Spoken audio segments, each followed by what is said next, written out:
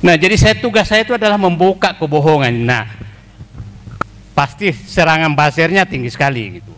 Nah, jadi ini memang ya apa ya? Jadi bapak saya itu menyatakan induk segala, mungkin Pak Ustadz nanti koreksi kalau salah. Induk segala kejahatan adalah kebohongan. Jadi kalau orang sudah berbohong, maka jangan pernah memimpikan membuat kebaikan. Itu hipotesa saya gitu.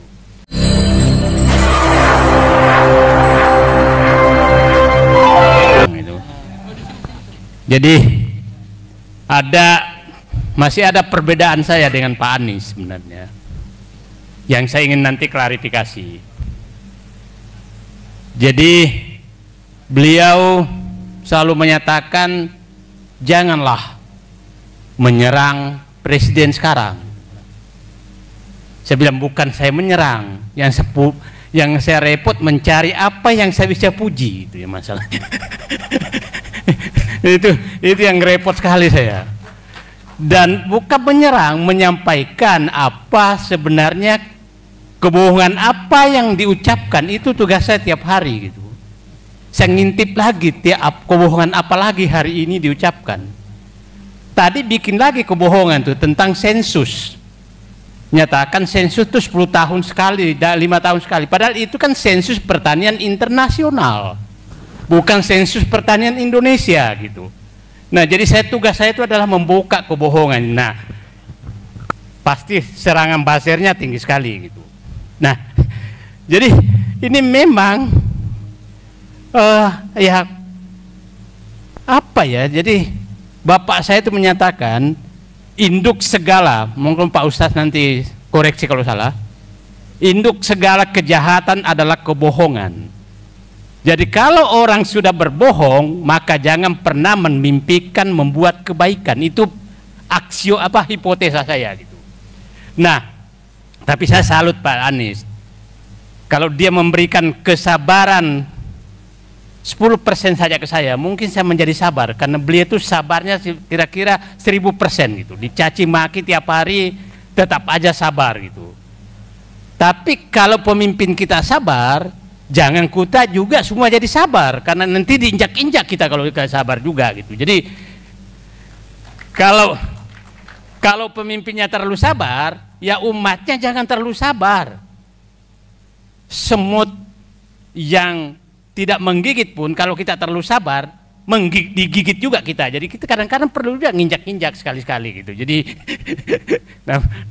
jadi dan saya kemarin diskusi ini tapi saya melihat sih sekarang, saya menyatakan, saya bilang kalau sekarang pilihannya kan adalah melanjutkan atau merubah. Terus ada juga yang nggak banci dikit, pura-pura melawan, tapi sebenarnya dia di bawah telapak kaki penguasa yang sekarang juga. Jadi kira-kira begitu. Jadi ya itulah, kita tahulah. Nah, jadi problemnya sekarang, saya katakan kalau Anda tidak mau lanjutkan terus sekarang, saya bilang seorang penguasa yang ingin melanjutkan kekuasaannya atau ingin mewariskan kekuasaannya kemungkinan hanya 5 hal. 1, dia tahu bahwa sebagian rakyat sudah tidak menyukai dia. Ya, kalau rakyat menyukai kan ngapain kampanye-kampanye mendukung si A, si B, si C. Itu yang pertama. Yang kedua, ada kesalahan besar yang dia mau takut terungkap kalau bukan penerusnya.